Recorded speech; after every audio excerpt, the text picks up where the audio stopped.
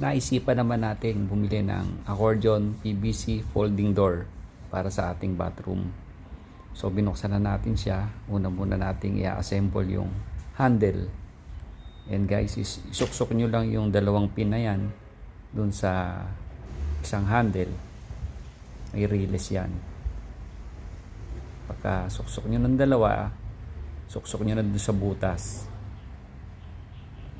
Tapos yung isang handle sa kabilang side, meron kayong maririnig na click na sound para isagan nyo ang pagkakalapat at okay na yan. Kayang-kaya nyo yung i-DIY guys. Ito yung metal plate nya na naka dyan, namamagnet siya. Pero sa door frame natin ikakabit yan mamaya. Ito naman dun sa may pinaka sa isang side nung ating sliding door. Yan, dyan natin yan ilalagay. Meron siyang tornilyo. Yan. Yan yung side na kung saan nakakabit yung handle ng ating PVC folding door. Yan, higpitan lang natin. Tapos may mga pin pa yan sa na i-clip natin dyan. May mga butas na dyan. Ayan. Itapat nyo lang sa butas. Tapos ayan, may mga click sound ka rin maririnig para mag-lock na siya. Ibig sabihin nakalock na pag narinig mo yung yan.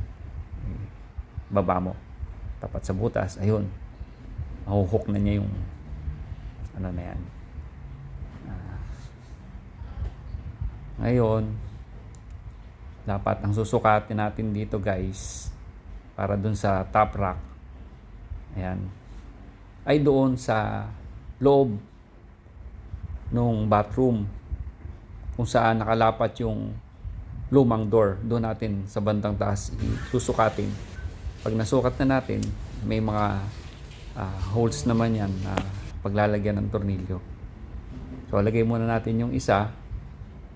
Yung pasok ka sa loob ng CR, tapos lagay mo doon. Ayan, naka-ready na pala.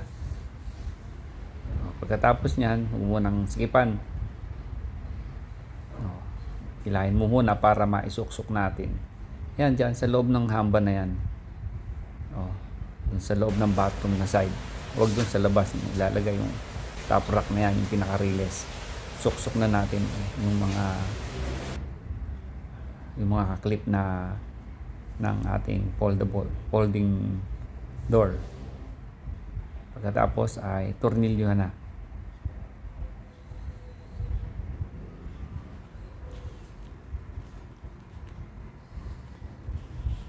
Yan ang tornilyo. Apat na tornilyo yung kinabit ko dyan.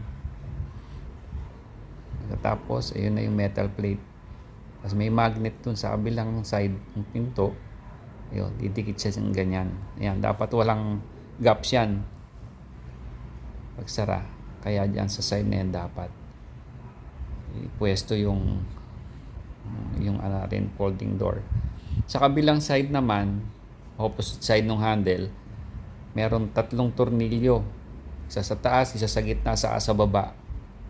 Kailangan lagyan yan. Ayan, hinigpitan na natin. Tapos sa kabilang side niyan, open muna natin. Sa kabilang side nung ano na yan, pinto na yan, ay meron ding tornilyo. Katapat nung mga tornilyo sa kabilang side. Yan. Bali, 6 yung tornilyo na yon. May lubricant siyang kasama pagka bumili ka niyan. Diyan mo ngayon ilalagay yan sa rack, sa mga pinaka-release. Bakit? Para smooth pag open and close ng ating folding door. Ayan guys, mas komportable nang dumaan kaysa dun sa dating lumang pinto na dipaypay na kinakailangan ng malaking space para makalabas-pasok ka pa. Ngayon hindi na. Ginamitan na lang natin siya ng 90 degrees lock guys. Maraming salamat sa panonood.